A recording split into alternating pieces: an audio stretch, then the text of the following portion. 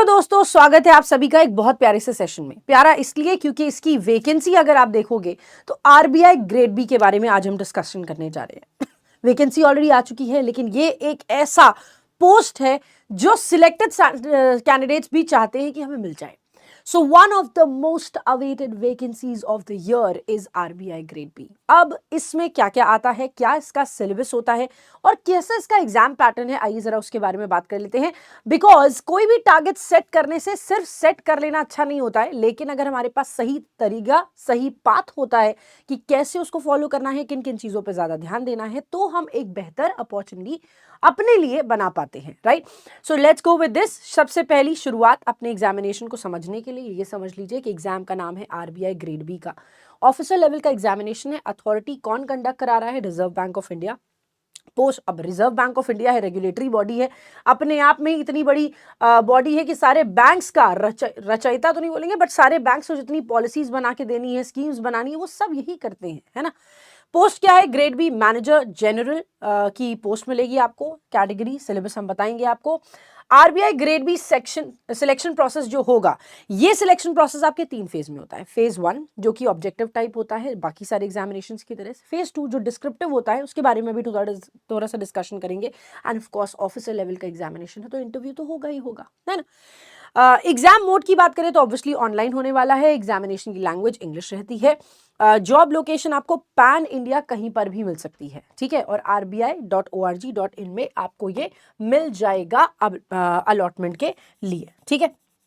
चलिए तो शुरू करेंगे अब अपनी अंडरस्टैंडिंग के साथ। जैसा हमने आपसे कहा, आरबीआई ग्रेड बी का फेज 1, जैसे हमने बोला ना 3 फेजेस है, इसका प्रीलिम्स और मेंस के नाम से नहीं, फेज 1 फेज 2 के नाम से जाना जाता है।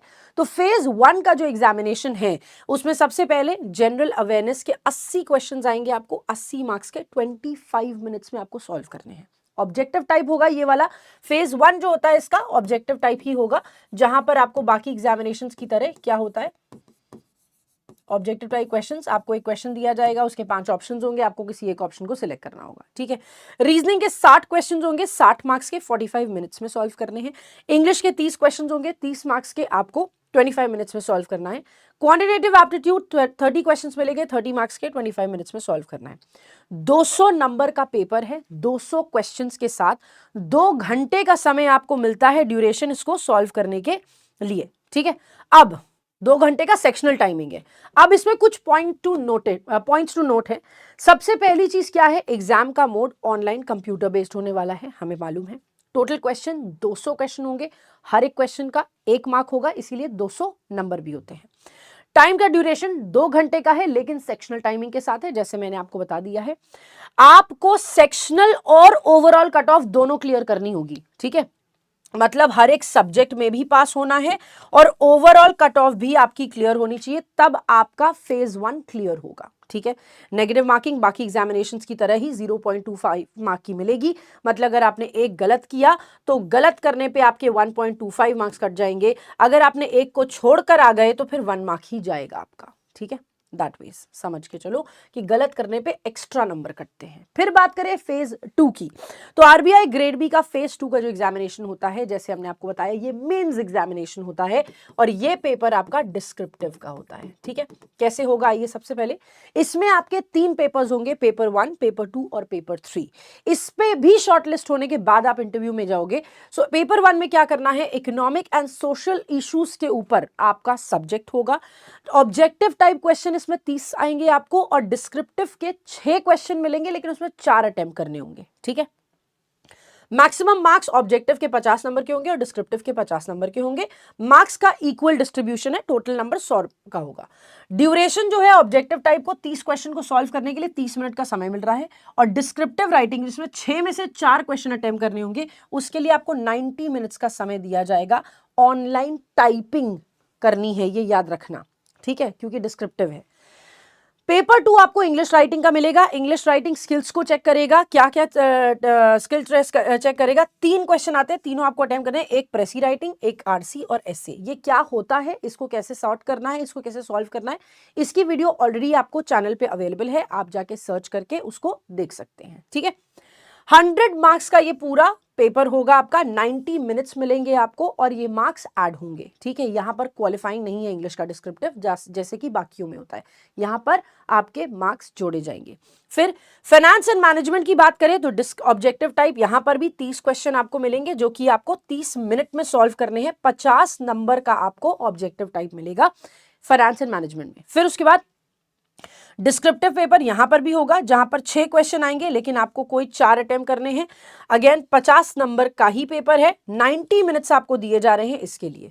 तो आपका ये पेपर होगा फेज 2 का, जो आपको सॉल्व करना होगा पेपर 1 इकोनॉमिक और सोशल इश्यूज पे, पेपर 2 इंग्लिश राइटिंग पे, पेपर 3 फाइनेंस एंड मैनेजमेंट पे। तो ये आपके मेंस लेवल का ऑल टुगेदर एग्जामिनेशन एक साथ होने वाला है, ठीक है।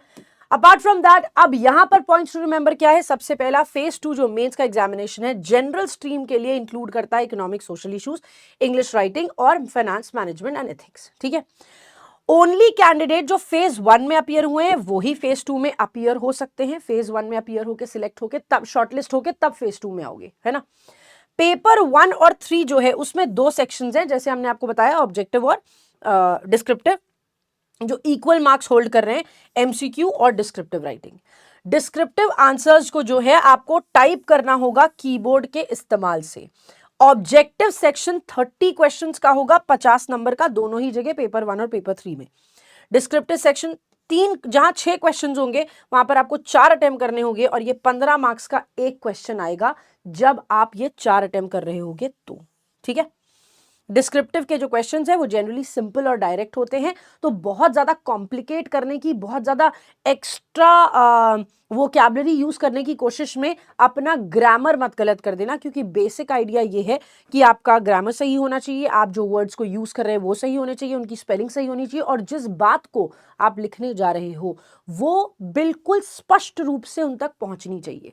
तो आपकी knowledge is more important than using very heavy vocabulary, ठीक है। फैंसी वर्ड से ज्यादा वो ये देखेंगे कि आपको नॉलेज कितनी है उस शब्द, उस सब्जेक्ट के लिए, तो आप उस सब्जेक्ट की नॉलेज पे फोकस करना, ठीक है। अब सब्जेक्ट की इंग्लिश की ऑल टुगेदर अगर बोले तो reading comprehension, cloze test, parajumble, fill in the blanks, multiple meaning, error spotting, paragraph completion, idioms and phrases, paragraph based questions, match the column, phrase replacement, phrase correction, sentence improvement, vocabulary based questions, ये सब आएंगे। Descriptive writing में again essay, precis और reading comprehension वो अलग आएगा, ठीक है।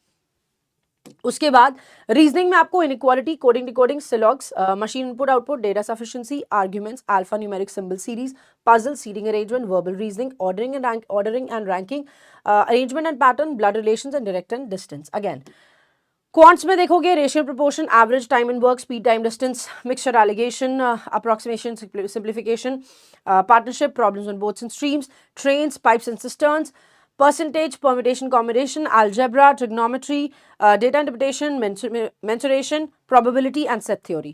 अब देखो अगर आपने एक चीज देखी तो तीनों ही सब्जेक्ट्स में, इंग्लिश हो, क्वांट्स हो, रीजनिंग हो, तीनों सब्जेक्ट में जो भी चीजें लिखी गई हैं यहाँ पर, कुछ ऐसा नहीं है जो आप बाकी एग्जामिनेशंस के लिए नहीं प्रिपेयर कर रहे हैं। अगर आप पीओ के लिए प्रिपेयर कर रहे हो तो आप इन सब्जेक्ट्स को ऑलरेडी पढ़ रहे हो, इन टॉपिक्स को ऑलरेडी पढ़ रहे हो, है ना। बस ये बात है कि क्योंकि आरबीआई है तो यहाँ पर लेवल ऑफ एग्जामिनेशन आपको बढ़ा हुआ मिलेगा एज कंपेयर टू बाकी एग्जामिनेशन से, ठीक है। जनरल अवेयरनेस में current affairs, Indian financial system, Indian banking system, monetary plans, national institution and banking terms के बारे में आपको पता होना चाहिए, ठीक है।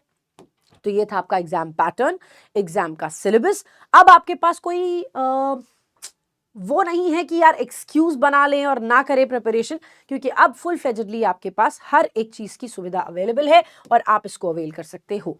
आप हमारे टेलीग्राम चैनल पे हमसे जुड़ सकते हैं, इंग्लिश बाय आंचल मैम, या फिर यहाँ क्यूआर को स्कैन करके स्ट्रेट अवे यहाँ पहुंच सकते हैं, ठीक है।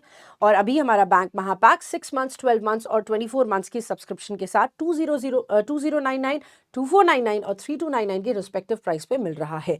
इस पे live plus recorded lectures, DPP quizzes, exam guidance और हर एक एग्जाम जो होने वाला है सभी को कवर करते हैं। रुद्र प्राइम बैच जो है वो पीओ और क्लर्क दोनों के लिए है। रुद्र 2.0 है वो पीओ के लिए है और एम 2.0 है वो बैंक क्लर्क के लिए है, ठीक है। आप इनकी पीडीएफ्स कैसे ले सकते हैं, अगर आप वाईटी पे हमारे साथ जुड़े हुए हैं, यूट्यूब की पीडीएफ्स आपको मिल जाएंगी। आप जाएंगे फिजिक्स वाला के ऐप पर, एंटर करेंगे अपना मोबाइल नंबर, ओटीपी आ जाएगा, गोल में सिलेक्ट करोगे और गवर्नमेंट जॉब एग्जाम्स और उसके बाद बैंकिंग को, जिस भी बैच को आपको सिलेक्ट करना है, उस बैच को सिलेक्ट करिए और इस बैच को एनरोल कर लीजिए ताकि सारी डिटेल्स आपको उस बैच की आपके समक्ष मिल जाए। तो अब देरी किसी बात की नहीं है और तैयारी बहुत अच्छे से होनी चाहिए। तो all the very best, do well and appear in this examination, selection लो और जल्दी से हमसे मिलो। Thank you so much, bye bye, take care, see you guys.